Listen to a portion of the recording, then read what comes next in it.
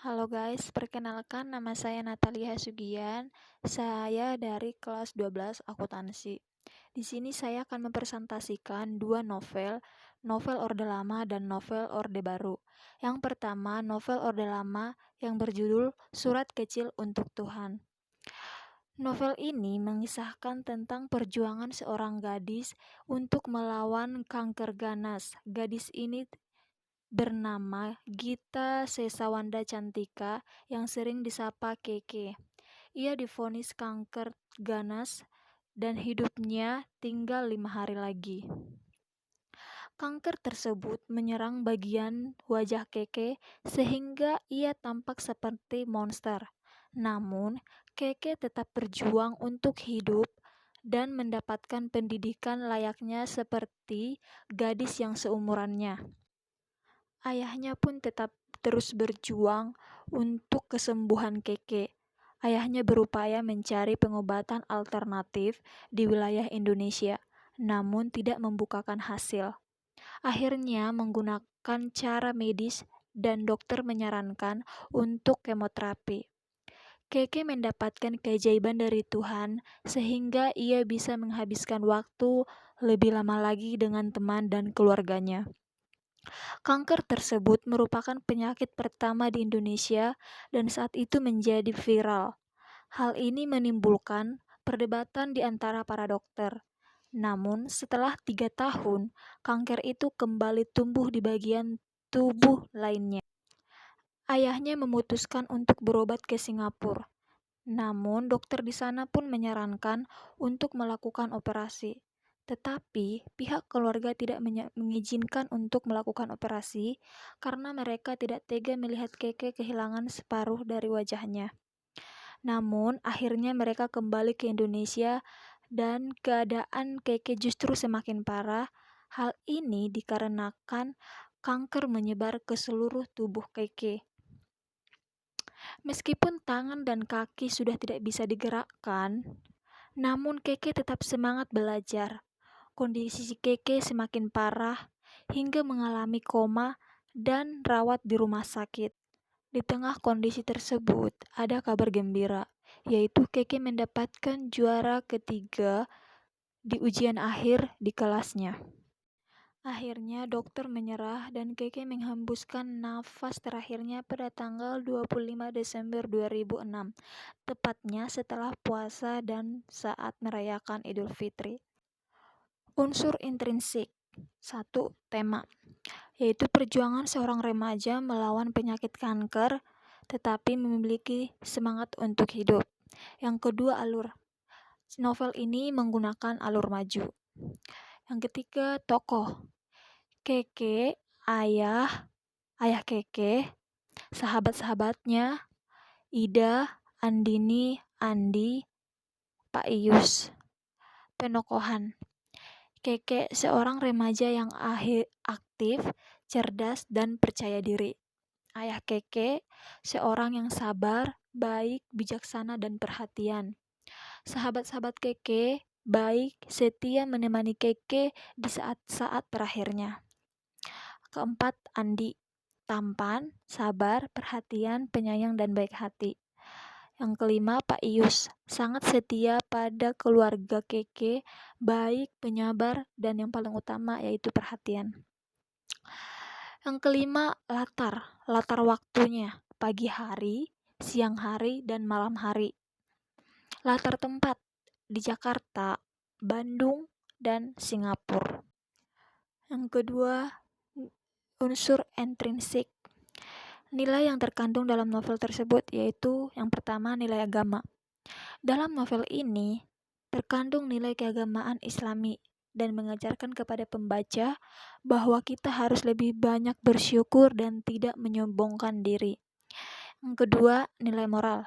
Terkandung nilai moral yang baik, yaitu di saat teman Keke yang mengejek dia, Keke tetap diam dan hanya tersenyum dengan ejekan itu. Dan saat Keke jatuh sakit, teman-teman Keke memberi dukungan kepada Keke untuk tetap bertahan.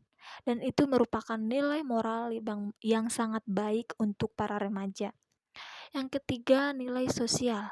saling membantu, dan memberi dukungan kepada kawan dan siapapun yang ada di sekitar kita. Yang keempat, nilai budaya. Terdapat nilai-nilai budaya di Jakarta, yaitu budaya anak remaja di daerah Jakarta. Kelebihan.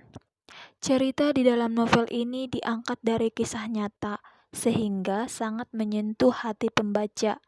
Penulis mampu membawa pembawa berimajinasi.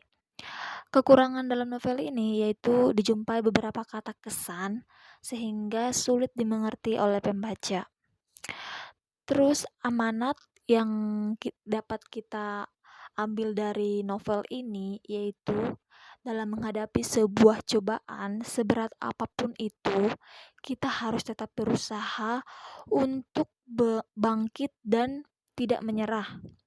Tetap rajin belajar dan menuntut ilmu pada keadaan apapun selagi kita masih hidup dan masih ada kesempatan yang dikasih Tuhan. Tetap berusaha membahagiakan orang-orang yang kita sayangi, terutama keluarga dan orang-orang yang ada di sekitar kita. Novel ini mampu membuat saya, khususnya saya sebagai pembaca gitu, tersentuh. Habis baca ini sebenarnya sangat sedih ya, dimana perjuangan Keke, sedangkan aku aja yang masih menurut aku masih ada sempurna dikasih Tuhan seperti ini, masih tidak bersyukur gitu. Jadi kita tetap bersyukur, harus bersyukur kepada Tuhan atas segala yang diberikan Tuhan, dan kalau ada cobaan kita harus bertahan dan berjuang. Kesimpulan dari novel ini berisi suatu permohonan, ungkapan yang ditujukan oleh sang penulis kepada Tuhannya. Yang kedua, novel Orde Baru yang saya ambil itu yang berjudul Dia Sahabatku. Ada 2 orang sahabat, mereka bernama Shelly dan Yeni. Mereka sudah 3 tahun bersahabat. Bahkan banyak orang yang mengira kalau mereka itu saudara kandung.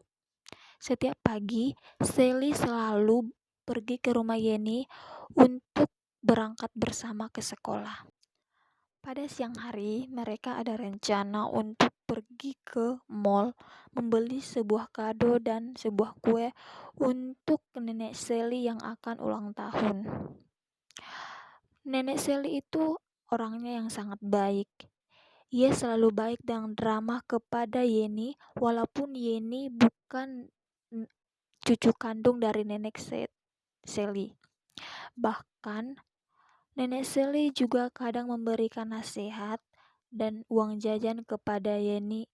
Bagi Yeni, nenek Shelly adalah neneknya juga, karena nenek Shelly selalu memberikan atau menyamakan kasih sayangnya yang ia berikan kepada Shelly sama dengan Yeni. Maka dari itu, Yeni selalu menyayangi semua keluarga Shelly. Setelah mereka selesai membelikan kado dan kue untuk nenek, mereka pulang. Sesampainya di rumah, mereka disambut oleh keluarga Shelly. Keluarga Shelly sudah menganggap Yeni sebagai keluarganya juga. Kebersamaan yang tidak bisa didapatkan Yeni dalam keluarganya, bisa ia dapatkan di keluarga Shelly. Dan keluarga Shelly selalu baik dan perhatian kepada Yeni. Yeni hanya tinggal berdua bersama ayahnya. Ayah Yeni sering pergi meninggalkan Yeni keluar kota untuk berdagang mencari uang. Dengan kata lain, Yeni selalu merasa kesepian, sehingga ia sering main ke rumah Shelly, bahkan enggan untuk pulang ke rumah. Ibu Yeni telah lama bercerai dengan ayahnya, kurang lebih semenjak Yeni berumur 11 tahun. Semenjak ayah dan ibunya bercerai, Yeni tidak pernah bertemu ibunya lagi. Ia tidak pernah merasakan kasih sayang seorang ibu, perhatian dan cinta seorang ibu. Oleh karena itu, Sally selalu berada di dekat Yeni karena ia tidak ingin sahabatnya merasa kesepian, karena baginya persahabatan itu bukan hanya dapat dikatakan di mulut, tetapi dibuktikan dengan nyata. Unsur intrinsik. Unsur intrinsik yaitu yang pertama tokohnya yaitu Sally, Yeni, Nenek. Penokohan. Sally baik, rajin, pintar. Yeni baik tapi malas. Neneknya itu baik, penyayang, dan ramah. Yang ketiga latar. Latarnya sekolah, swalayan, rumah nenek. Yang keempat apa? Yang keempat temanya itu persahabatan. Unsur intrinsik.